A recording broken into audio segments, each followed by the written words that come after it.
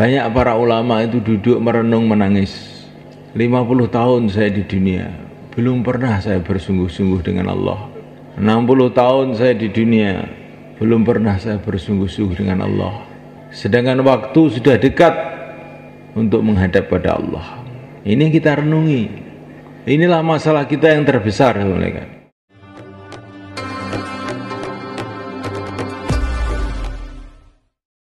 Innal hamdalillah nasta'inuhu wa nastaghfiruhu wa nu'minu bihi wa natawakkalu alayhi wa na'udzu bihi min shururi anfusina min sayyiati a'malina may yahdihillahu fala mudilla lahu wa may yudlil fala hadiya lahu asyhadu an la ilaha illallah wahdahu la syarika lahu وأشهد أن سيدنا مولانا حبيبنا محمدا عبده ورسوله اللهم صل وسلم وبارك عليه وعلى آله وأصحابه والتابعين لهم إلى يوم القيامة أما بعد فقد قال في كتابه الكريم إن الذين قالوا ربنا الله ثم استقاموا تتنزل عليهم الملائكة ألا تخافوا ولا تحزنوا وأبشروا بالجنة التي كنتم توعدون نحن أولياؤكم في الحياة الدنيا وفي الآخرة ولكم فيها ما تشتهي أنفسكم ولكم فيها ما تدعون نزلا من غفور رحيم ومن أحسن قولا ممن دعا إلى الله وعمل صالحا وقال إنني من المسلمين ولا تستوي الحسنة ولا السيئة ادفع بالتي هي أحسن فإذا الذي بينك وبينه عداوة كأنه ولي حميم وما يلقاها إلا الذين صبروا وما يلقاها إلا ذو حظ عظيم. Nanti dimulaikan usaha para nabi, para rasul alaihi wassalam dan pengikut-pengikutnya sampai hari kiamat untuk membawa manusia kepada kemuliaan dunia dan akhirat, kebaikan dunia dan akhirat adalah dimulai dengan perbaikan iman, pelurusan iman.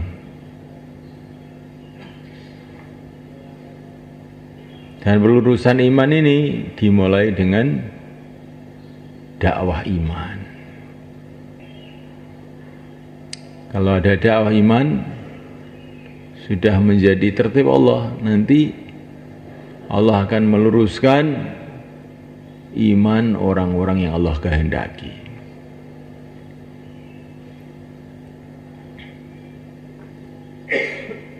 Maka buatlah suasana dakwah iman ini di mana saja kita berada, di masjid, di rumah, di ladang, di pasar, di mana saja kita berada, sampai sakaratul maut, sebagaimana yang telah dicontohkan oleh Nabi kita, Nabi Agung Muhammad SAW. Di mana saja dakwah iman, di mana saja senantiasa kita membicarakan, mendengarkan, merenungi dan meresapi bahwa yang berkuasa itu hanya Allah.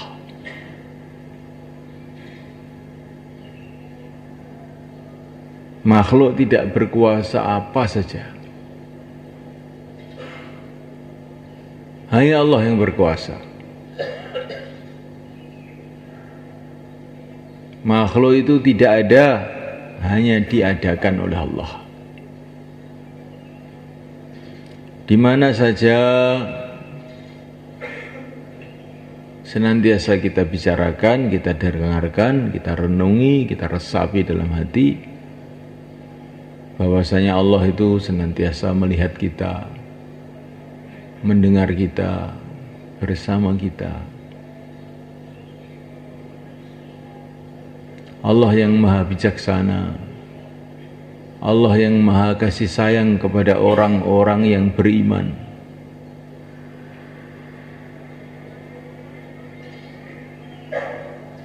Sehingga kita ini merasa dekat dengan Allah, senantiasa merasa dilihat oleh Allah, didengar oleh Allah. Harapan hanya kepada Allah. Ini langkah pertama sebenarnya. Sekian lama kita hidup di dunia ini, sudahkah kita ini betul-betul merasa dilihat oleh Allah?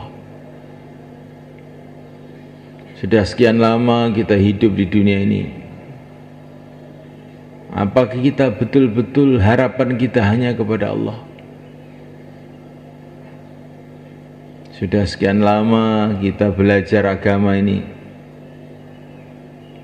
apakah hati kita sudah ada perubahan?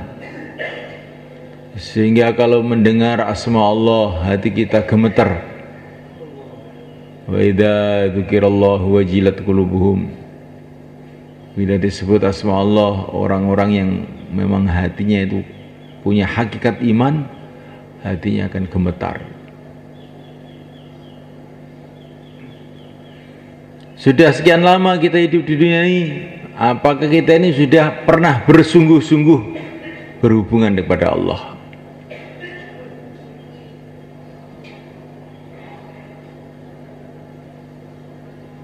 Banyak para ulama itu duduk merenung menangis. 50 tahun saya di dunia, belum pernah saya bersungguh-sungguh dengan Allah. 60 tahun saya di dunia, belum pernah saya bersungguh-sungguh dengan Allah. Sedangkan waktu sudah dekat untuk menghadap pada Allah. Ini kita renungi. Inilah masalah kita yang terbesar, teman-teman.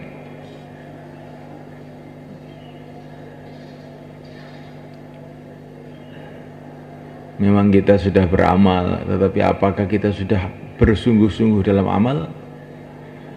Memang kita sudah sholat, pernahkah kita ini bersungguh-sungguh dalam sholat? Memang kita sudah zikir, pernahkah kita ini bersungguh-sungguh dalam zikir? Allah tidak menyuruh kita beribadah saja, tapi menyuruh kita ini bersungguh-sungguh dalam ibadah, jungkung ibadah, konsentrasi ibadah, watabattal ilaihi tabdila. Wahai Muhammad, konsentrasilah ibadah, jungkung ibadah dengan sesungguh-sungguhnya. Allah SWT tidak menyuruh kita hanya dakwah, tapi menyuruh kita bersungguh-sungguh dalam dakwah. Wajahidu fillahi haqqa jihadih, berjuanglah di jalan Allah dengan sebenar-benarnya berjuang. Wastabakum, karena Allah telah memilih kamu semua. Allah telah memilih kamu menjadi umatnya Rasulullah SAW. Kamu harus bersungguh-sungguh.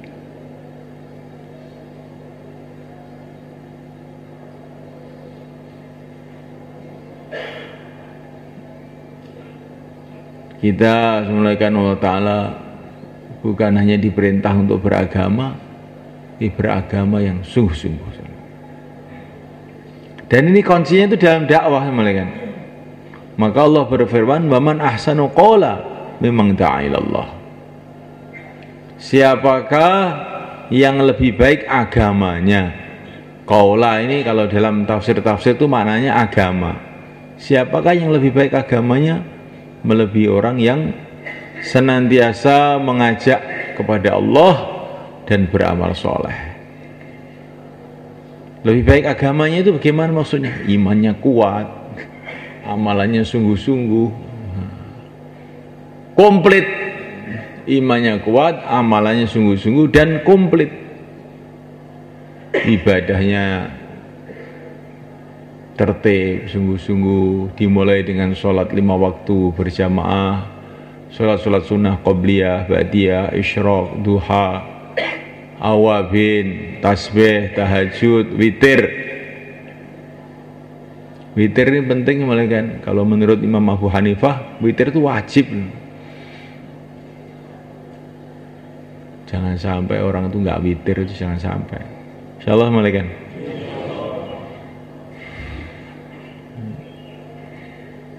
Jadi ibadah kita ini harus kita upaini betul. Sejarahnya orang-orang dakwah yang makbul ibadahnya juga kuat. Siapakah mereka? Para sahabat diceritakan dalam Quran. Mereka malam sedikit tidur, maka ibadah kita harus kita kuatkan. Tunaikan hak dakwah juga tunaikan hak ibadah.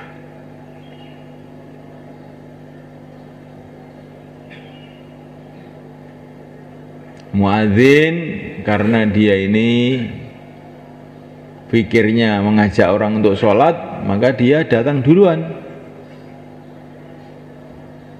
Dai karena pikir dia itu untuk menghidupkan adzan, bukan mau adzan. Dai itu bagaimana semua orang, semua masjid ada muadzinnya, itu pikirnya dai.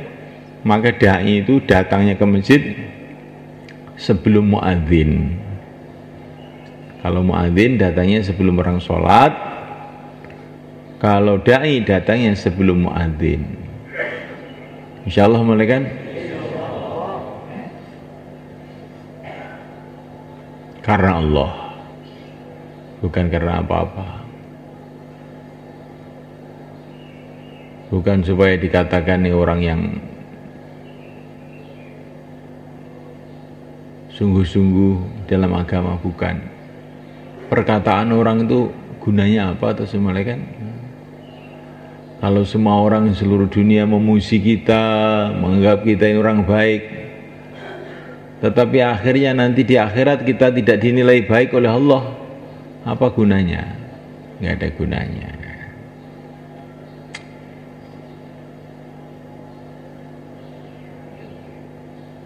Berbeda antara masyhur dengan makbul.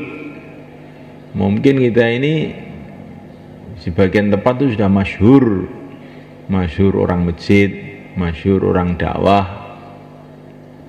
Tapi apakah sudah makbul, diterima oleh Allah atau belum? Nggak ada yang tahu selain Allah. Nah kita usaha lagi dan usaha lagi dengan penuh takut dan harap kepada Allah Subhanahu wa taala, khaufan wa tama'a. Orang beriman itu sikapnya itu khaufan wa tama'a, senantiasa takut, senantiasa berharap kepada Allah Subhanahu wa taala. Kalau melihat dirinya begitu banyak kesalahannya, begitu banyak dosanya, begitu banyak kekurangannya, maka takut, apa ya pantas saya ini diterima. Tapi kalau melihat rahmat Allah yang maha luas, kasih sayang Allah yang enggak ada batas, maka hati itu dipenuhi dengan harapan.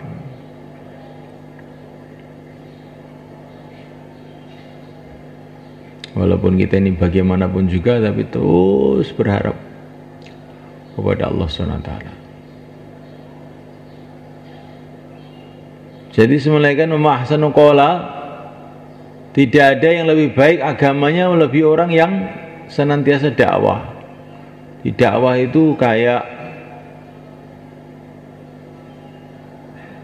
biji mangga, kan? Biji mangga, pelok. Gitu.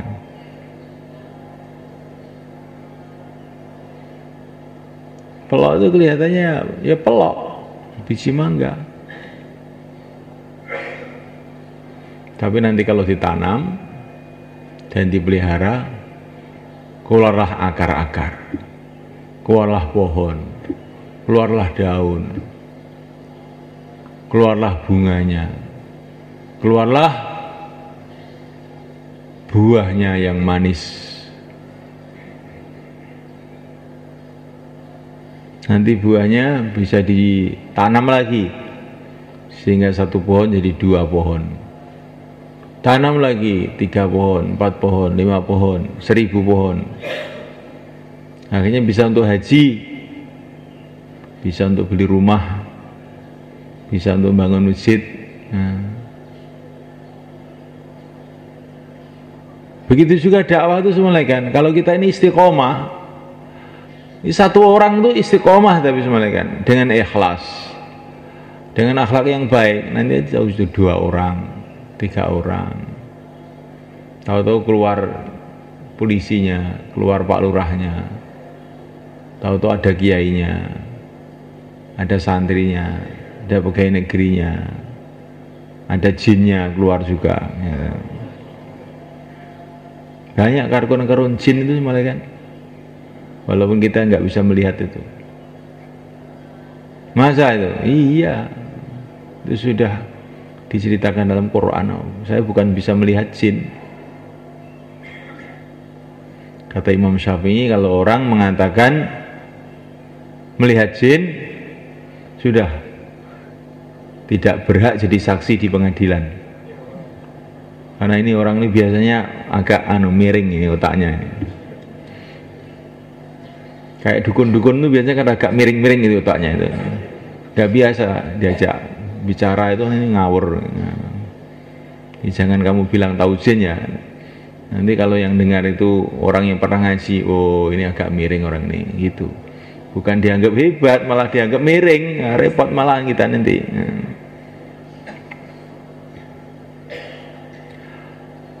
Jadi semulaikan Allah SWT. Dakwah itu seperti itu.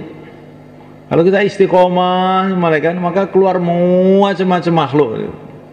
Datang macam-macam makhluk. Misalkan saya istiqomah dengan ikhlas, dengan tertib yang benar. Itu dohir luarnya dakwah. Batinnya juga begitu. Kalau dakwah itu istiqomah, nih tahu-tahu sholatnya itu tambah khusyuk, zikirnya tambah baik, akhlaknya tambah baik. Kalau setelah dakwah punya utang nggak mau nyaur, oh dakwahnya nggak istiqomah, ini jelas ini. Kalau dakwah itu istiqomah, zahir batin, akhlaknya mesti baik, muamalahnya juga mesti baik, nggak mau ngelep hartanya orang itu. Jadikan takmir masjid malah uangnya masjid dilep. Itu bahaya loh semuanya kan.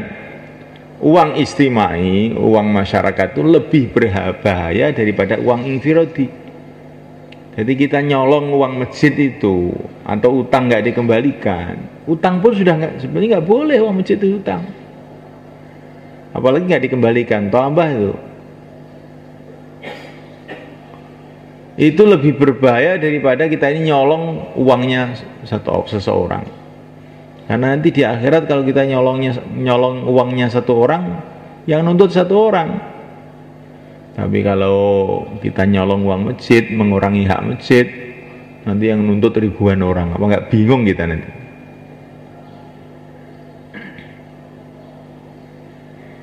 Kenapa saya mengatakan begini ini?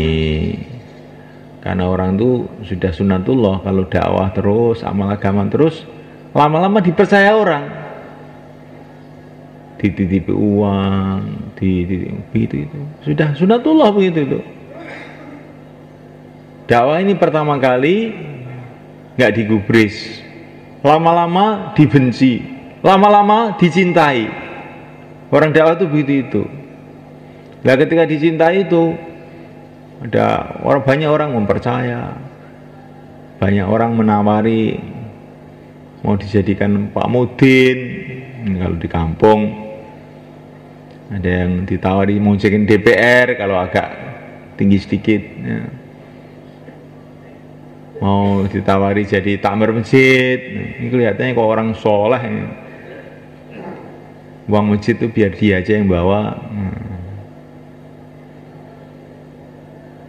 Maka orang yang menyayangi dirinya sendiri lebih baik jangan, gak usah.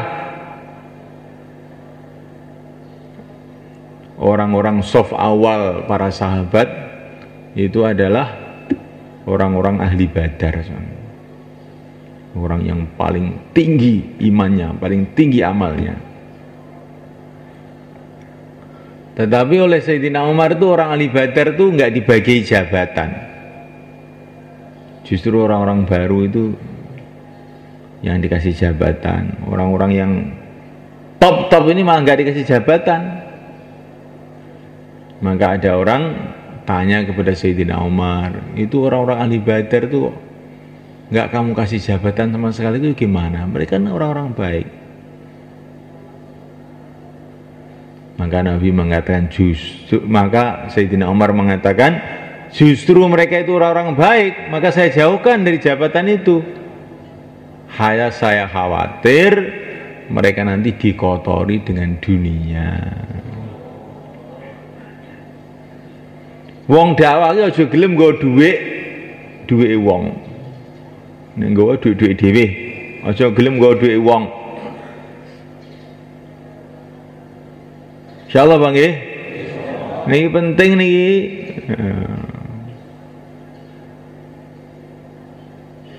Lan dhuwit istimai, dhuwit umat niku, dhuwit masjid, dhuwit pondok, gitu. Dhuwit markas barang niku, dhuwit panas niku. Mergo nek ilang utawa kita pangan delep kuwi gak ene sing ngurus, tapi kok dadi urusan yang akhirat. Nah, maka Sayyidina Umar itu pernah waktu beliau jadi khalifah, pernah beliau ini kesulitan ekonomi yang sangat berat. Khalifah kesulitan ekonomi padahal harta seluruh dunia datang. Maka beliau ini utang kepada Abdurrahman ibn Auf. Maka oleh Abdurrahman ibn Auf dikasih tahu, ya Amirul Mukminin, kenapa utang sama saya? Utang aja ke Baitul Mal, ke kas negara. Kan banyak harta di situ. Utang di situ aja, kenapa utang kepada saya? Maka Sayyidina Umar mengatakan, ini setan ini, katanya Sayyidina Umar. Saya memang sengaja utang pada kamu yang bakhil seperti ini. Kenapa? Karena nanti kalau saya utang pada kamu, kamu akan selalu nagih saya, sehingga akan saya kembalikan. Kalaupun kamu nggak nagih, pasti anak-anak kamu, istri kamu akan nagih sama saya. Itu. Tapi kalau di Baitul Mal, nggak akan ada orang berani nagih saya. Akhirnya saya ditagih oleh Allah di akhirat. Memang saya sengaja mau utang sama orang bakhil seperti kamu. Padahal Abdurrahman ini bukan orang bakhil. Ya. Tapi memang Sayyidina Umar itu kadang-kadang kalau ngomong nyelekit gitu tuh. Biar jadi pelajaran buat para sahabat. Nah.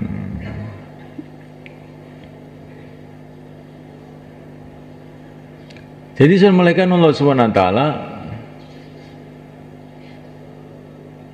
karena kita ini dalam dakwah ini kita akan menghadapi macam-macam ujian. Ujian pertama ya kita suruh keluar hidupan amal makomi, tapi ujian kedua ini kadang-kadang kita diuji oleh Allah kesulitan ekonomi. Padahal Allah itu kuasa untuk memudahkan rezeki kita, itu Allah kuasa. Kenapa Allah menyulitkan rezeki kita? Karena Allah ingin menguji kita. Yang kita tabah. Jangan karena kesulitan ekonomi kita jadi nipu, kita jadi mengurangi hak orang. Sabar. Makan seadanya, sambal korek, kerupuknya separuh saja. Nah. Kalau makan nggak bisa 3 kali ya 2 kali aja. Dulu umumnya para sahabat itu makan 2 kali, makan 3 kali itu nggak usum. Bahkan Nabi itu suka kalau orang itu makan sekali saja. Sekarang itu yang paling miskin pun 3 kali. Yang katanya utangnya banyak, kesulitan, hidupnya pas-pasan, itu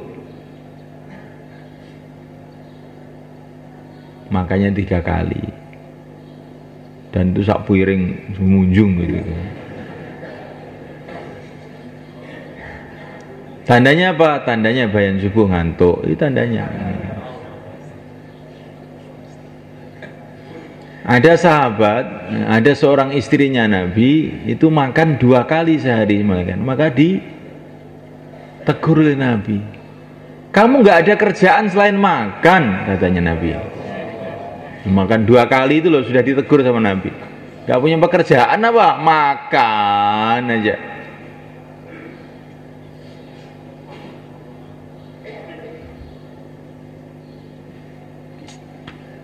Nah, kita ini kalau pada zaman sahabat dianggap lucu gitu ini. Makan 3 kali, istiqomah. Ya. Nah, kita dianggap lucu.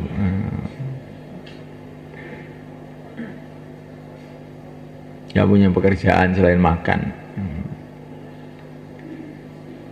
Sudah makannya banyak, masih mengeluh lagi, katanya hidupnya pas-pasan. Mestinya sudah berlebih-lebihan, tapi karena kita ini rakus, perasaan kita ini kurang aja.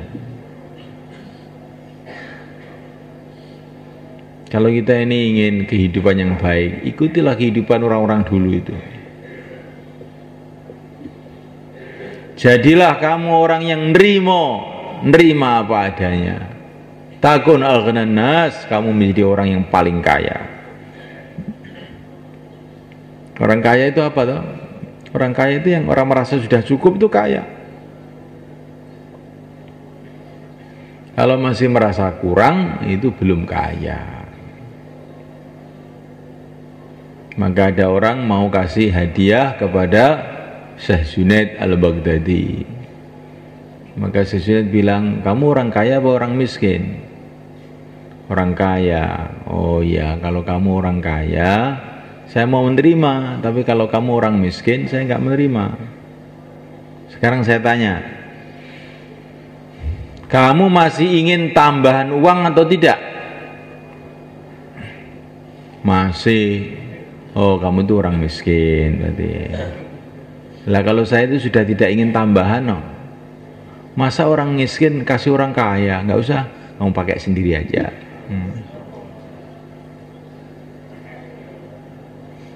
Ulama dulu itu berpikir itu seperti itu. Ada satu ulama itu datang ke seorang raja. Ulama datang ke seorang raja. Pas rajanya ngantuk, jadi nggak dengar. Karena raja yang ngantuk ya, terus dibiarin aja ngantuk. Maka raja itu bilang, Tuan Raja, saya siap. Nah, Tuan Kiai, saya siap membantu apa saja. Mau perlu apa, saya siap bantu. Maka ulama tadi bilang, Allah Subhanahu wa ta'ala berfirman, katanya ulama tadi, qul mata'ud dunya qalil. Dunia ini semuanya, dunia, seluruh dunia itu Allah katakan sedikit. Harta dunia itu sedikit. Yang sedikit ini oleh Allah sudah dibagi-bagi banyak orang. Maka kamu itu bagiannya lebih sedikit lagi, Tuan Raja. Dunia ini sedikit, dibagi banyak orang, kamu dapat bagian apa? Sedikit dari yang sedikit. Nah, kamu itu bagiannya sudah sedikit dari yang sedikit, kok kamu mau kasihkan saya? Sudah, kamu pakai sendiri aja. Siapa ulama yang bisa berbicara begitu di depan pejabat-pejabat. Ulama bawa proposal, ini saya mau bangun masjid, nah, mau bangun pesantren.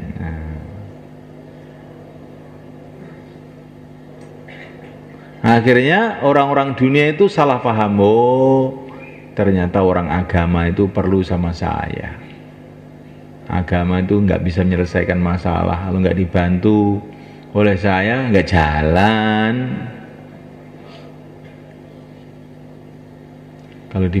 Kalau saya bantu jalan, kalau nggak saya bantu tidak jalan.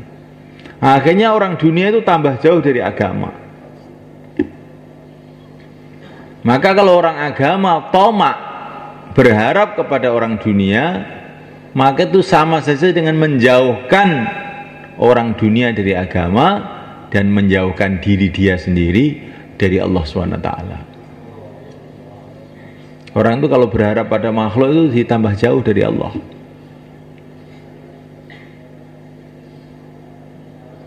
Maka janganlah kita ini tomak berharap kepada bantuan orang dunia. Kalau minta, mintalah kepada Allah, mohonlah kepada Allah, nangis kepada Allah. Man lazimal istighfar ja'alallahu lahu min kulli hammin faraja. Barang siapa yang terus-terusan istighfar, Allah akan menghilangkan kesusahannya. Barang siapa membaca surat Waqiah, maka Allah akan hilangkan rasa kefakirannya itu.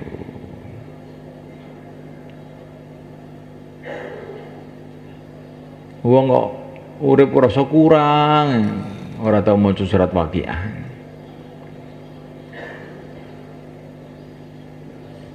Baca insyaallah ya, malam insyaallah ya. Ini ekonomi kita ini. Ekonominya ekonomi ghaib. Supaya hati itu tidak tomak pada makhluk, tidak tomak ke sana, tidak tomak ke sini. Tidak berharap ke sana, tidak berharap ke sini. Rizki kita ini sudah ditulis oleh Allah. Untuk apa tomak? Untuk apa kita ini minta tambahan? Rizki sudah ditulis oleh Allah. Tapi masalah kita ini bukan masalah itu sebetulnya. Ini loh, masalah hati. Ingin ini, ingin itu loh masalahnya di situ itu. Maka surat Waqiah itu untuk menghilangkan ini. Rasa kemiskinan, rasa kefakiran, rasa tidak cukup, sehingga kita ini akan menjadi seperti yang dikatakan Sunan Kalijogo, sugih tanpa bondo. Kok sugih tanpa bondo piye? Desun ya nih, sakit mboten? Lah banyak ora butuh. Ini sugih tanpa bondo ki karo Allah didadekne ati gak pengen. Ene monggo mobil, alah aku ora pengen aku. Ene wong mangan sate aku gak pengen, aku seneng tewel aku. Ene ngomahe apik, aku gak seneng omah ngono kuwi. Aku seneng omah pring anyep. Sini sugih tanpa bondo. Nek sugih nganggo bondo niku lim suliyong mak niku. Wong kafir, raja Firaun, Qarun, Haman niku sugih nganggo bondo. Nek wong iman iki iso sugih tanpa bondo. Lho.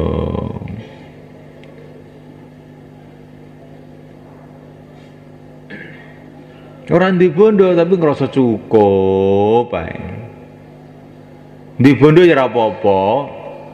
Gak ndek bondo ya ora ngrasa kurang. Lah nyapa? Omahe gubuk kan ning swarga ya wis duwe omah lho. Nyapa to bingung ya. Walaupun nang donya ora duwe jabatan, sedilungkot dadi raja ning swarga. Nyapa kowe ingah-ingih. Wong iman ngoten niku. Akhire atine niku tenang. Nek sampean mboten purun tenang, aku kudu duwe ngene. Kowe tiwas sengsara atimu lan rezekimu ora bakal tambah. Rezekimu ditulis oleh Allah, gak bakal tambah. Tibah kowe nelongso, ngenes. Ya. Nanti ngenes wae. Tapi nek wong ndek keyakinan rezeki ditulis karo Allah. Omahku swarga. Duduk nang kene iki. Urip sak eneng-eneng ngene wis ayem mawon, tenang mawon. Baturmu bodho tuku mobil kowe kok gledekan loro itu Kang. Malah penak ngene iki. Iso mlebu teko ndi-ndi. Lah baturmu wis gledekan loro kok kowe mancal, ya malah sehat. Kancamu udah mancal kok melaku, ya iki si paling apik ya melaku iki, olahraga terus. Jadi wong niku urip niku diguyu mawon, mboten usah susah, mboten usah susah. Tapi nek amalan kurang kuwi lho susah. Nek duit kurang gak apa-apa. Wong niku urip kaya Kanjeng Nabi ngono lho, Pak. Mantuk teng dalem, tanggal teng istrine, ning sarapan kudu nonton. Ya tak poso nek no. Nah, penak. Penak mawon mboten usah repot-repot. Kanjeng Nabi badhe dahar. Mboten dalem mboten ten lawuh blas. Lawuhe namung cokak sing kuwecut niku. Oh, cokak apik, ni'mal idam. Cokak iki sak apik-apike lawuh dawuh Kanjeng Nabi. Lang kuwecute kaya ana sak apik-apike lawuh. Nah, nggih. Wong nek wis karo Allah diparingi ridho, wis lawuh apa enak. Tapi nek diparingi gak nrimo, wis to. Gak ono sate ya, kotot ngene. Kayak sate jarine kotot. Kayak tewel. Wis. Pokoke ngomel akhire niku walhasil niku ngomel terus.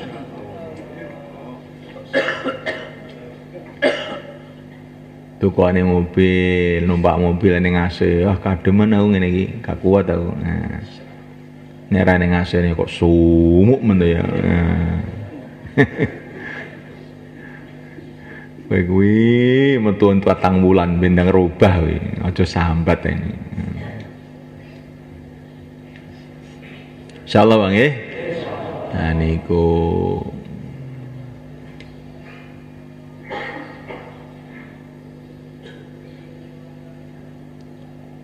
kita oleh Allah kan diuji macam-macam ujian.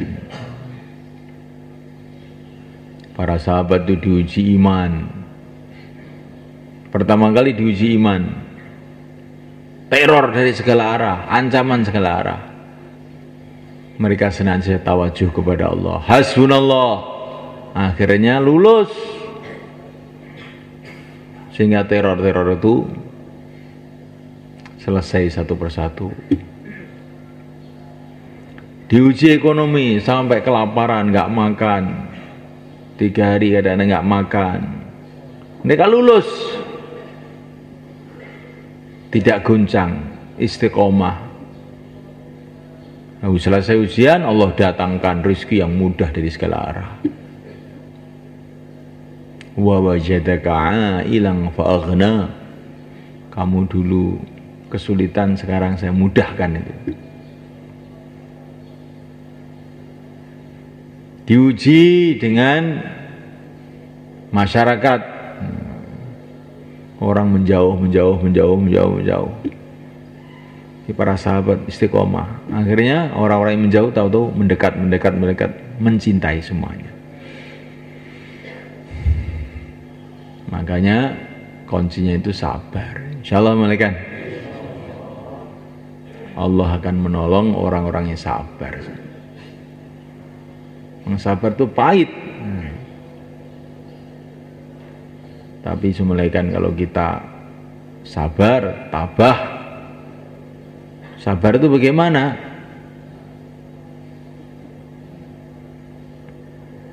Dalam kondisi apapun tetap istiqomah, namanya sabar. Saya pernah dikasih cerita oleh Mbah Kiai Maksum waktu saya khususi tahun berapa, tahun 80-an.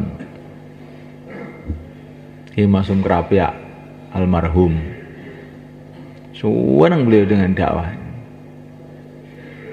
Beliau ini cerita, kalau nggak ada dakwah yang sungguh-sungguh, walaupun ada madrasah, ada masjid, ada apa-apa, lama-lama itu akan runtuh. Kayak Andalusia, kata beliau. Andalusia ini pemerintahan Islam, mana-mana masjid yang mewah-mewah, mana-mana madrasah yang mewah-mewah, tapi masyarakat tidak digarap, akhirnya runtuh, kata beliau. Kemudian beliau ini kasih cerita saya, pokoknya sabar, katanya. Saya itu beli tanah, kata beliau, beli tanah dekat pondok ini. Tahun 80-an harganya itu 20 juta loh, nggak salah tuh. 20 juta itu kalau sekarang tuh mahal itu. Zaman dulu 20 juta. Tapi saya ini belum bisa bayar. Tahu tuh datang LB Murdani. LB Murdani itu jenderal sing kurang ajar itu. Orang Nasrani, orang pokoknya orang yang sangat jelek. Sudah mati juga dia itu. LB Murdani itu asalnya orang Aceh semuanya kan. Keluarganya orang Islam semua. Tapi dia diambil orang Nasrani, sekolahkan orang Nasrani, akhirnya jadi Nasrani. Bukan hanya Nasrani saja, musuh agama di mana-mana. Dia datang ke Kiai Ali itu. Ini uang 20 juta. Nggak mau, katanya. Dalam hati saya, kata Kiai Ali, kasih sama orang kafir, nggak mau saya.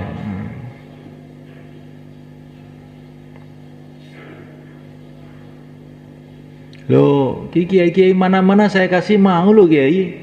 Kok kenapa Pak Kiai nggak mau? Oh, itu kan kiai besar, katanya beliau. Imannya sudah kuat, kalau saya imannya belum kuat nggak mau, katanya.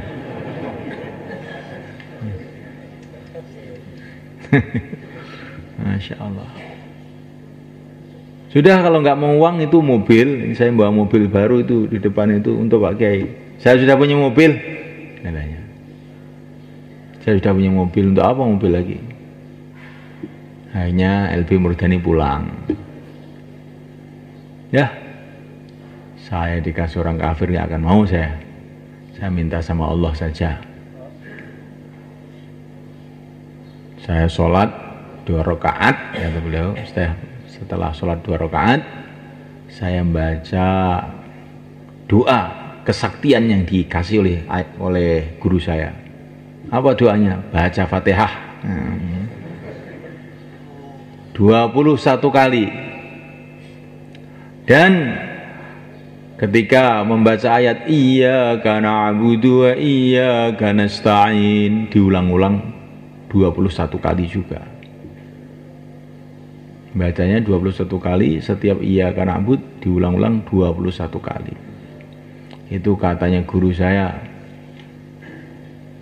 senjata pamungkas. Dadal kabeh. Ini kula warai khusus kangge tiyang sing mboten ngantuk nih. Wong ngantuk ben susah terus ben. Diomongi ya.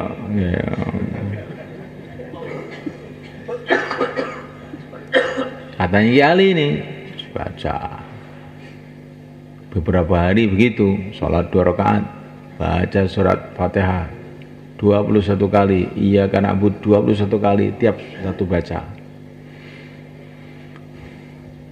Tiba-tiba beberapa hari kemudian ada pengusaha orang Yogyakarta sana, pengusaha muslim, yang orangnya orang baik, sudah meninggal juga ini orangnya ini, namanya Mujib Thohir, sudah meninggal juga. Maka habis sholat itu datang, Yai katanya mau beli tanah Yai. Iya. Sudah dibayar belum? Belum. Ini saya apa itu nyumbang sedikit Yai. Iya. Taruh situ katanya. Perasaan kiai itu ya paling berapa ribu namanya. Biasanya santri itu nggak akan nyumbang banyak, itu nggak ada gitu. Biasanya nyumbang itu kletek gitu. Santri. Tapi ikhlas. Nah. Ya taruh di situ aja, masih ditinggal sholat. Taruh situ aja. Taruh di mana? Taruh di meja situ loh. Saya masih sholat ini. Nah.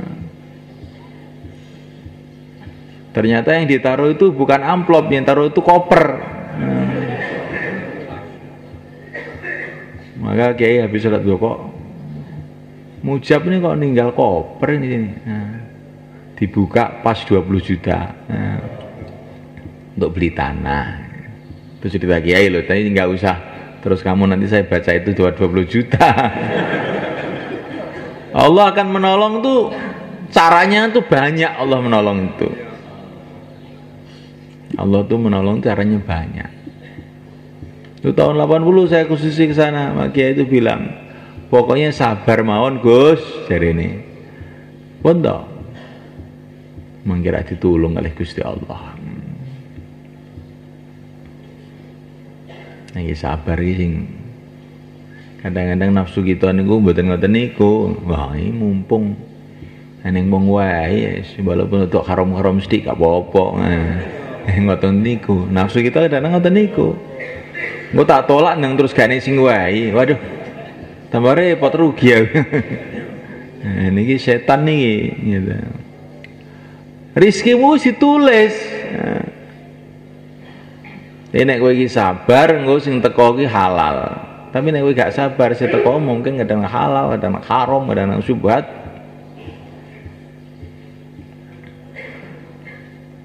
Ini cerita. Jadi sampai nek sowan-sowan kiai niku sampean njaluk donga ngoten niku. Aja sowan kiai niku sing tata krama ora entuk manfaat.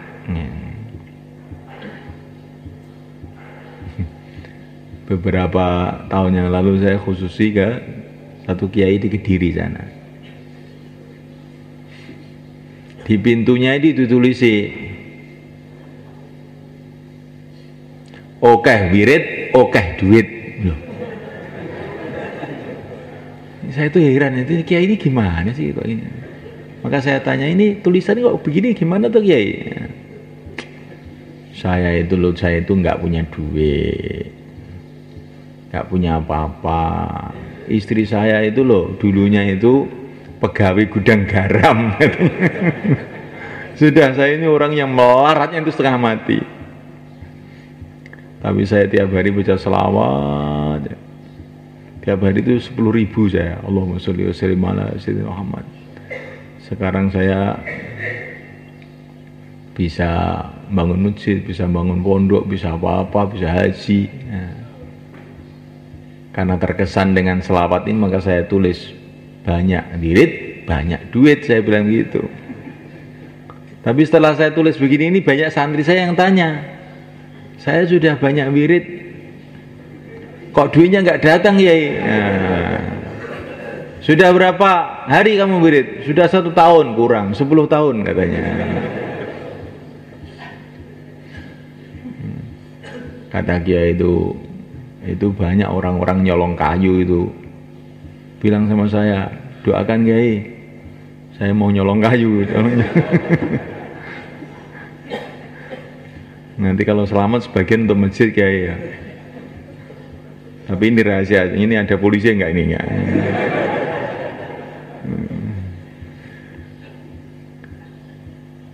Saya bacakan selawat aja.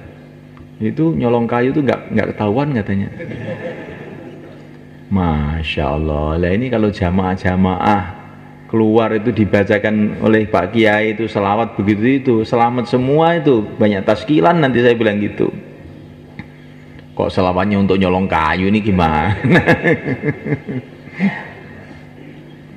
La haula wala quwata illa billah. Ya. Tapi ringkasnya itu di sini ini pelajaran. Orang itu kalau memang ingin berhubungan kepada Allah sungguh-sungguh, Allah itu kasih pengalaman. Tapi selagi orang itu pikirannya itu menghubungkan dengan makhluk saja, ya nanti nggak pernah punya pengalaman hubungan kepada Allah.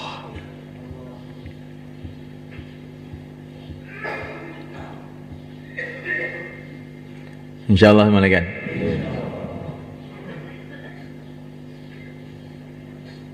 Cuma kita ini sabar malaikat.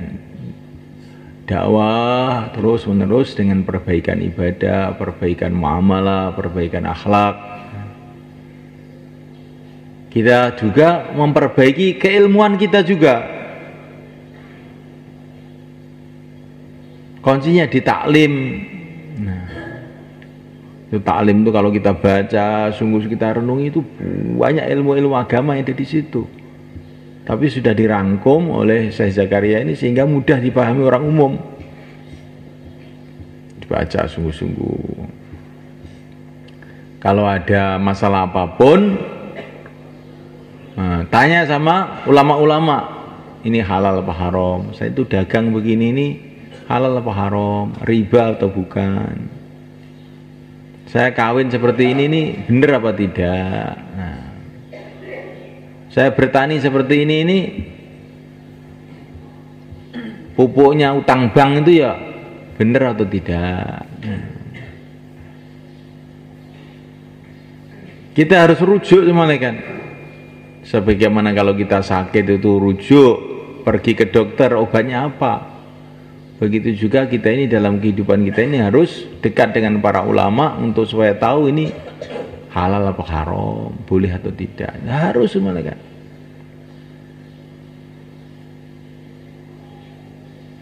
Maka orang-orang dulu itu kalau mau bikin rumah itu mikir dulu. Kasih nasihat sama anaknya, kalau kamu mau bikin rumah ada syaratnya. Pertama kali cari kampung yang di situ ada ulama. Karena kalau kamu tidak dekat dengan ulama bahaya. Nanti kalau kamu nggak bisa tanya halal haram gimana? Kamu hidupnya jadi haram terus. Kedua kali cari kampung yang dekat dokter supaya kalau kamu sakit mudah cari obat.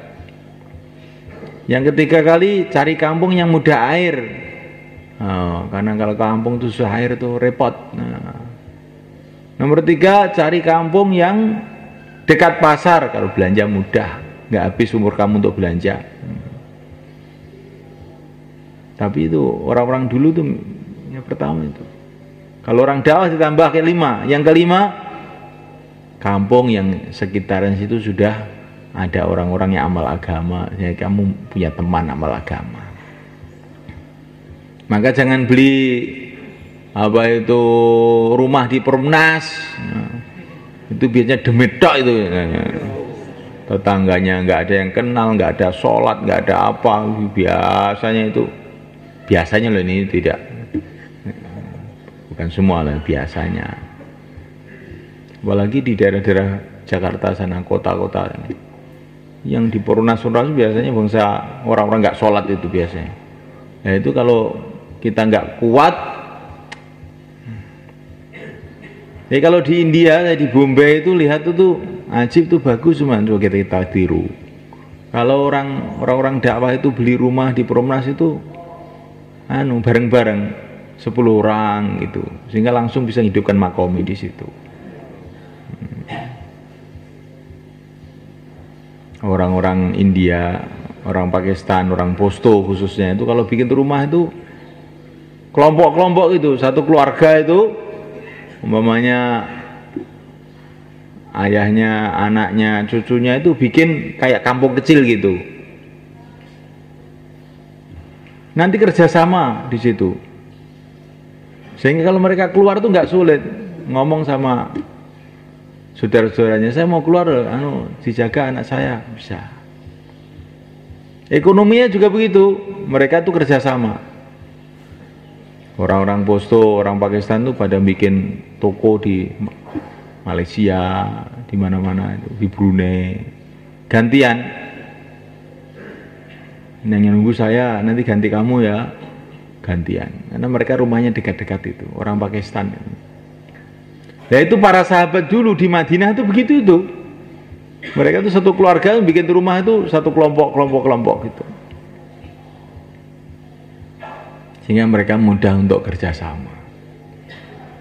Ini bukan harus begitu, tapi ini saya kasih contoh orang-orang dulu tuh kayak begitu, sehingga mudah kerjasama.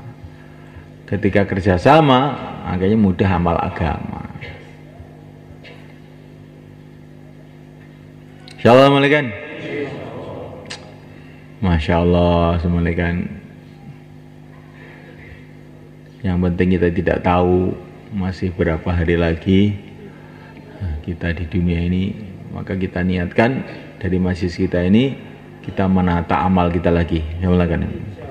Dimulai daripada dakwah kita. Kalau dakwah kita ini tertata, insya Allah amalan-amalan yang lain akan mudah tertata. Karena ini kuncinya.